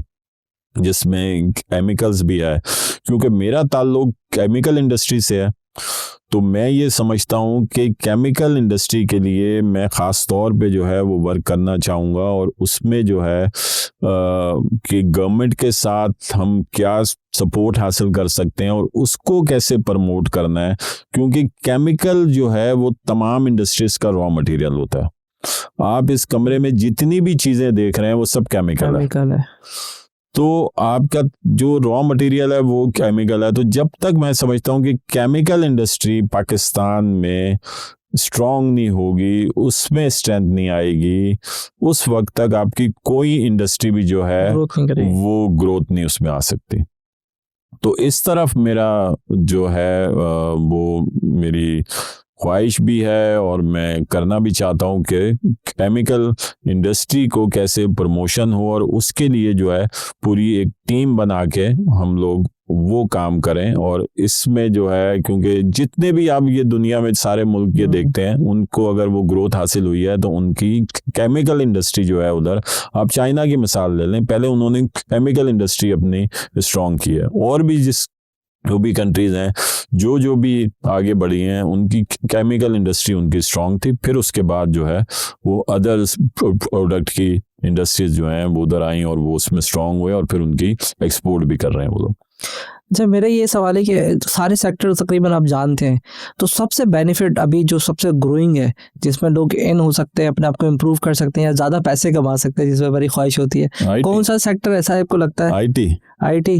देखिए, हमारी 60% जो है हमारी जो आबादी है, जो पॉपुलेशन है वो यूथ पर है, और आईटी में की तरफ उनका रुझान भी है। और आईटी में सबसे इम्पोर्टेंट ये है कि जो उसका रॉ मटेरियल है वो ह्यूमन रिसोर्स है, और वो हमारे पास वाफिर मकदार में मौजूद भी है, और माशाल्लाह हमारी जो यूथ है बहुत ही टैलेंटेड भी है, और उसने प्रूव भी किया है, हर फोरम में ये जाके ये प्रूफ किया है। तो मैं समझता हूँ कि आईटी जो है वो फ्यूचर है, पूरी दुनिया का फ्यूचर आईटी है, पूरी दुनिया का फ्यूचर एआई है, और इसके ऊपर अगर हम ये बहुत फोकस होना पड़ेगा और इसके ऊपर फोकस करें, तो इसमें सबसे अच्छी बात यह है कि इसमें छोटे सरमाए से भी काम हो सकता है और ज़्यादा सरमाए से भी काम हो सकता है। जैसा काम आप करना चाहें, जैसे स्टार्ट करना चाहें, आप 0 से भी स्टार्ट कर सकते हैं इसमें, और इसमें आगे बढ़ सकते हैं। तो ये मैं जो है अपनी यूथ को ख़ास तौर पे ये पैगाम देना चाहूँगा, या उनको जो है ये उनको ये बावर कराना चाहूँगा कि आप इस सेक्टर के अपनी कोई भी आप ये बिज़नेस के ऊपर आपकी ये तवज्जो है, लेकिन हर बिज़नेस में आईटी का जो है थोड़ा कहीं ना कहीं रोल मौजूद है। तो वो आप जो है इसके ऊपर साथ साथ अगर आईटी मेन बिजनेस नहीं भी कर रहे तो भी आप इसको सीखें, तो भी आप इसमें एक्सपर्टीज जिस किस्म की भी हासिल कर सकते हैं वो आप हासिल करें।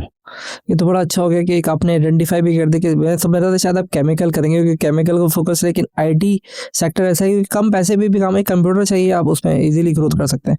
तो अब सवाल मेरा ये कि आप अपने आप को अपडेट करने के लिए आईटी सेक्टर में किसको फॉलो कर रहे हैं, किसको देखते हैं, किसको सुन रहे हैं? क्या ये वही आपने मुझे बताया था कि अली बाबा का बताया था कि उसी को फॉलो करते हैं, वही उसी को करते हैं, कुछ और भी इसके साथ? देखिए, आईटी में तो बहुत सारे जो हैं इधर ये बहुत सारे जो ये वक्तन फवक्तन कोई ये नहीं होता कि कोई ये पर्टिकुलर किसी भी जब कहीं पर भी जो मुझे जिस चीज़ की ज़रूरत होती है तो वो मैं सर्च करके जो है वो कर लेता हूँ। एक जो बहुत इम्पोर्टेंट बात मैं अपने जो स्टार्टअप्स जिनके हैं या जो वो नए कारोबार शुरू करने वाले जो हमारे यंगस्टर्स हैं या जो वो आना चाहते हैं, जो कोई बिजनेस करना चाहते हैं, जो मैं हमेशा बोलता हूँ कि नंबर एक तो कोई भी बिजनेस आप शुरू करना चाहते हैं उसका जब आप कोई भी फिजिबिलिटी बनाते हैं तो उसमें आप जो फिजिबिलिटी बनाए उसमें ये पूरा ये देख लें कि इस कारोबार के लिए कितने सरमाए की ज़रूरत है, ठीक है, या उसके कारोबार के क्या क्या लवाजमात हैं। फॉर एग्जांपल अगर आप कोई रेस्टोरेंट बना रहे हैं नया, तो उसमें आप ये देख लें कि आपको कितनी इन्वेस्टमेंट की ज़रूरत है, आपको एक जो ये स्पेसिफिक एम्बियंस है जिसकी ज़रूरत है, अगर जिस किस्म का आपका रेस्टोरेंट है तो वो आप कर रहे हैं या नहीं कर रहे, या आप जो है वो जो शेफ़ है वो उसी तरह का उस क्वालिटी का जो है वो आप उसमें अपॉइंट कर रहे हैं या नहीं कर रहे। कोई भी कारोबार हो उसकी जितनी भी, क्योंकि मैं इधर ये देखता हूँ बहुत सारे कारोबार शुरू होते हैं जो वो नए उसमें ये बिजनेस करते हैं, लेकिन उसके जो उसके लवाजमात हैं वो पूरे नहीं कर रहे होते। कहीं पर भी अगर आप उसमें अगर या आप काम ही छोटे पैमाने पे बिल्कुल छोटा सा शुरू करें कि उसके अंदर जो है कोई ऐसी चीज़ ना हो कि आप वो आपके बीच में आप आ जाएं और आप ये सोचें कि अब मैं क्या करूं कि ये तो काम नहीं हो रहा। तो जब तक पूरी इन्वेस्टमेंट नहीं होगी, पूरे लवाजमात नहीं होंगे, पूरी फिजिबिलिटी के ऊपर आप अमल नहीं करेंगे, उस वक्त तक कोई भी कारोबार कामयाब नहीं हो सकता। वरना बहुत सारी जो 80% वो स्टार्टअप्स या 90% इसलिए फेल होते हैं कि उसकी जो पूरी रिक्वायरमेंट है वो फुलफिल नहीं हो रही होती। अच्छा, कोई ऐसी एडवाइस जो आपको मिली हो बचपन में, कहते हैं ये मेरी एडवाइस मुझे बहुत पसंद है, कहीं से भी मिली हो जो आप कहते हैं यार मैं अपने व्यूअर्स को बताना चाहता हूँ, जो मुझे बड़ी मोटिवेट करती है? देखिए, बिजनेस में तो सिर्फ 2 असूल होते हैं और यही कामयाबी के असूल हैं जो हमेशा मुझे अपनी फादर की तरफ से भी मिली है, ऑनेस्टी और कमिटमेंट। आप ऑनेस्टी के साथ कारोबार करेंगे, अपना बिजनेस करेंगे कहीं पर भी, और अपनी कमिटमेंट्स पूरी करेंगे, कुछ भी हो जाए, कोई भी कितनी भी मुश्किल हो, आप अपनी अगर कमिटमेंट पूरी करेंगे तो आपका बिजनेस ग्रो करेगा, लोग आपके साथ बिजनेस करना पसंद करेंगे, लोग आपके साथ जुड़ना पसंद करेंगे। और जब इसके अंदर ऑनेस्टी भी शामिल होगी तो वो आपके कारोबार को वो ये 2 चीज़ें ग्रोथ देती हैं। इन 2 चीज़ों के बगैर मैं नहीं समझता कि आपका कारोबार ग्रो कर सकता है। और कोई ऐसा फेलियर आप बताना चाहें जो कहते हैं मुझे ये फेलियर था, चाहता हूँ कि ये दुनिया में लोग या हमारे व्यूवर्स को गलती ना करें, उससे हम लर्न कर लें, कोई ऐसी गलती आप बताना चाहें जो आपका ज़िंदगी का फेलियर हो जिससे हम लर्न कर सकते हो? इसमें मैं एक एग्जाम्पल दे के आपको बताऊंगा, क्योंकि मेरी चाइनीज़ जॉइंट वेंचर कंपनी है, तो हमारे चाइनीज़ ने मुझे वो उस वक्त हैंड सैनिटाइज़र जो है वो बहुत चल रहे थे। एक ये छोटी सी एग्जाम्पल है, तो उसने मुझे फॉर्मुलेशन बता दी कि ऐसे हैंड सैनिटाइज़र बन जाएगा। मैंने कहा मैंने तो हैंड सैनिटाइज़र तो आजकल बहुत चल रहा है, और ये सारा ये कोविड से पहले की बात कर रहा हूँ, कोविड से पहले तो वो सारे बच्चे भी वो इस्तेमाल करते थे, तो मैंने वो हैंड सैनिटाइज़र बना लिया और वो उसकी बॉटल्स भी बना दी, और वो जाकर फिर मैंने कहा कि अब ये डिस्ट्रीब्यूटर्स को देता हूँ मैं। जब उधर आया तो वहाँ पर मुझे पता चला, क्योंकि मुझे भी जो है ना, जो मेरा ये बिज़नेस है वो तो है, जो मेरा वो डेंटिंग बिज़नेस है या जो भी मेरा केमिकल इंडस्ट्री है, लेकिन वो स्टार्टअप का मुझे शौक है कि मैं कैसे, तो मैंने कहा नहीं यार इसको भी एक्सपीरियंस करके देखते हैं, मुझे वो इस चीज़ का शौक है, मैं एक्सपीरियंसेस मैं वो करता हूँ। तो जब मैंने वो किया तो मैंने कहा यार ये तो बड़ा अच्छा मुझे बनाया, बड़ा अरे वो आराम से अब तो वो सेल होगा। तो पहले जब मैं आया तो उन्होंने कहा डिस्ट्रीब्यूटर ही ना ले। वो क्यों नहीं ले? क्योंकि वो ब्रांड नहीं था। और फिर मुझे अंदाज़ा हुआ कि चीज़ यहाँ पे कोई कॉस्मेटिक चीज़ बना लेना या कोई और चीज़ बना लेना वो इम्पोर्टेंट नहीं है, वो बहुत आसानी से बन जाती है, वो तो अब हर एक के पास ही फॉर्मुलेशन मौजूद है, कोई ख़ास वो नहीं था कि मेरे पास वो थी। असल चीज़ थी उसकी मार्केटिंग और उसका ब्रांड, और ब्रांड जो है वो 1-2 साल में नहीं बनता। जो मैंने ये देखा कि जो मेरे साथ बड़े बड़े ब्रांड थे उस हैंड सैनिटाइज़र में, वो इतने बड़े बड़े ब्रांड थे कि उन्होंने करोड़ों रुपए उसमें अपनी मार्केटिंग के ऊपर और करोड़ों रुपए अपनी ब्रांडिंग के ऊपर खर्च किए हुए थे। तो इसका मतलब है कि मैं उस ग्राउंड में भी उनसे बहुत पीछे था और मैं उस मैदान में उनसे खेल रहा था जो वो उसमें बहुत स्ट्रांग थे वो। तो मेरे कंपटीटर जो थे वो तो बहुत बड़े बड़े ब्रांड थे और मैं उसमें क्योंकि वैसी चीज बना ली थी और मैं समझ रहा था मैं ये सेल कर लूंगा, तो वो सेल ऐसे नहीं हो सकती है जब तक कि उसके पीछे मार्केटिंग ना हो और उसकी ब्रांडिंग ना हुई हो। सिर्फ चीज बना लेने से, जो मैं ये पैगाम देना चाह रहा हूं कि ये नहीं है कि आपने वो चीज बना ली तो इसका मतलब है आप कामयाब हो गए। उसके लिए आपको बहुत वक्त चाहिए उसकी ब्रांडिंग करने के लिए और उसकी मार्केटिंग करने के लिए, फिर आप जो है वो कामयाब हो सकते हैं। तो इसमें बहुत सारे लोग ये मिस्टेक कर लेते हैं और अपनी इन्वेस्टमेंट भी ज़ाया कर देते हैं, क्योंकि मैंने तो एक बहुत छोटे से ही इन्वेस्टमेंट से किया या मैं उसको ये बर्दाश्त कर सकता था तो मैं वो कर गया। लेकिन कोई भी नया आने वाला वो सिर्फ ये समझ ले कि मैंने वैसी चीज़ बना ली है तो अब मैं भी, बहुत सारे लोग मेरे पास आते हैं वो लोशन मैंने बना लिया है, मैंने ये क्रीम बना ली है, मैंने ये हेयर टॉनिक बना लिया है और बस अब मैं तो इसको बस सेल करूंगा और बस वो इसी तरह कोई मैं ये मिलीनियर बन जाऊंगा। तो वो बात नहीं होती है। आपको जो है वो पूरी मार्केटिंग और पूरी उसकी ब्रांडिंग जब तक नहीं होगी तो कोई भी, ये एक बहुत बड़ी साइंस काम, ये एक साइंस होती है कि कैसे आपकी प्रोडक्ट वो शेल्फ से, जो कोई भी आए, जो कंज्यूमर आए वो आपकी प्रोडक्ट उस शेल्फ से उठाए। उसके पीछे एक बहुत बड़ा मैकेनिज्म होता है, उसके पीछे एक बहुत बड़ी इन्वेस्टमेंट होती है, बहुत बड़ी साइंस होती है उसके पीछे, वो काम कर रही होती है। फिर वो कंज्यूमर जो है वो आपकी प्रोडक्ट उधर से शेल्फ से आकर उठाता है। तो यहाँ तक पहुँचने के लिए जो है वो इतना आसान काम नहीं होता ये।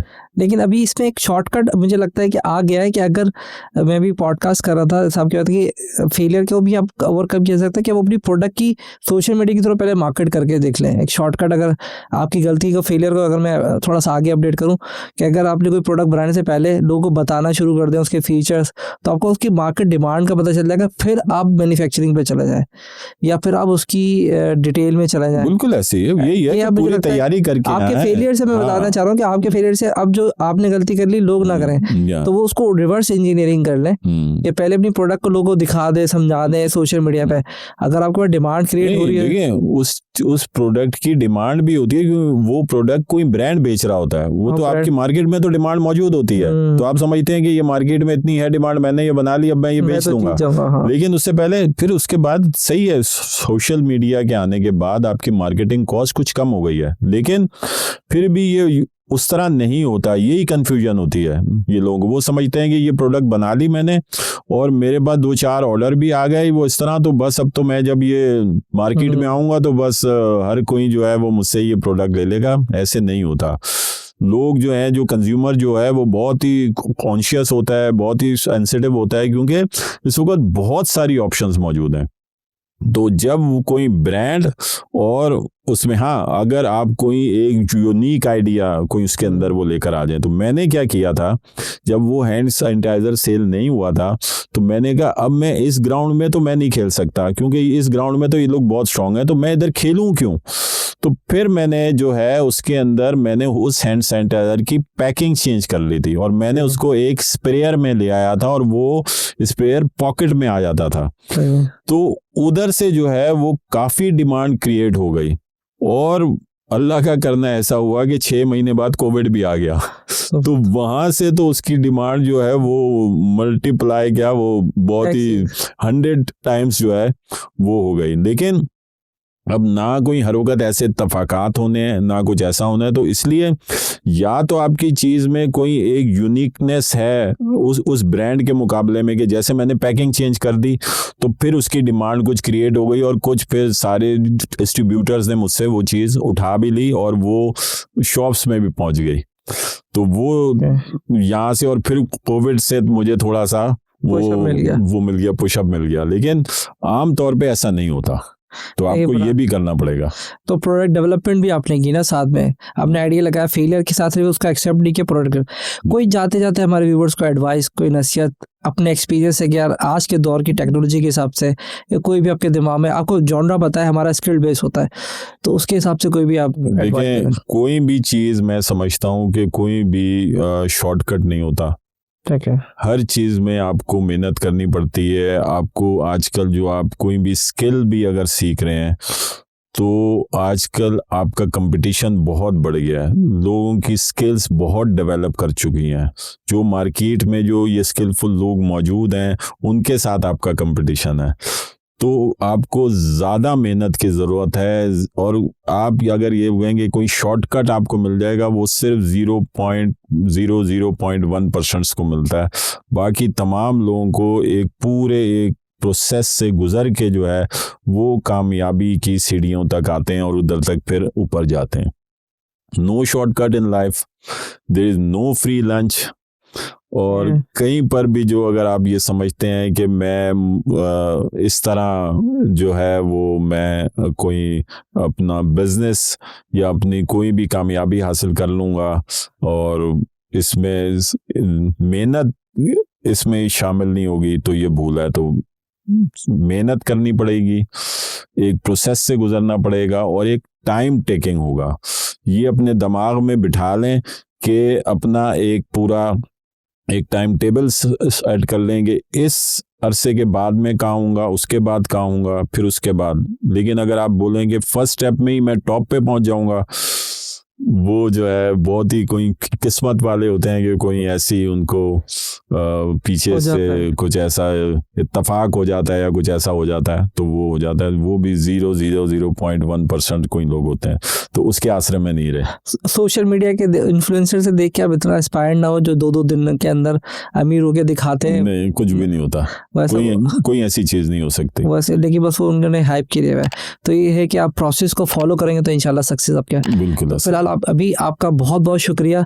अभी हम पॉडकास्ट को ख़त्म करें, मेरे भी बहुत सारे और सवाल है क्योंकि ये एक्टिव हैं, FPPCI के मेंबर, वाइस प्रेसिडेंट भी हैं माशाल्लाह से, और आपके अपने बिजनेस केमिकल के भी हैं। तो बहुत सारे ऐसे सवाल थे जो मैं अभी नहीं कर पाया क्योंकि मैंने देख रहा हूँ घड़ी भी इनके पीछे मैंने बैक पे लगाई हुई है, तो ये तकरीबन 1 घंटा 20 मिनट की हो गई है, लोग स्किप कर लेते हैं।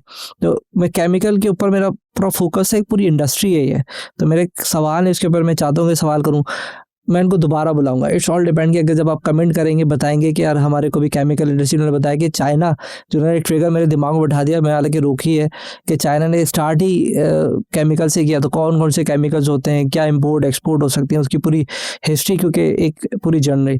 अगर आप कमेंट करेंगे तो हम इनको दोबारा ज़रूर बुलाएंगे। It's all depend on comment कि आपको पॉडकास्ट कैसी लगी। कोई भी क्वेश्चन है आप कमेंट करके बताएं तो हम नेक्स्ट पॉडकास्ट पर ज़रूर बुलाएंगे। फिलहाल अभी तक के लिए अल्लाह हाफिज़। बहुत बहुत शुक्रिया।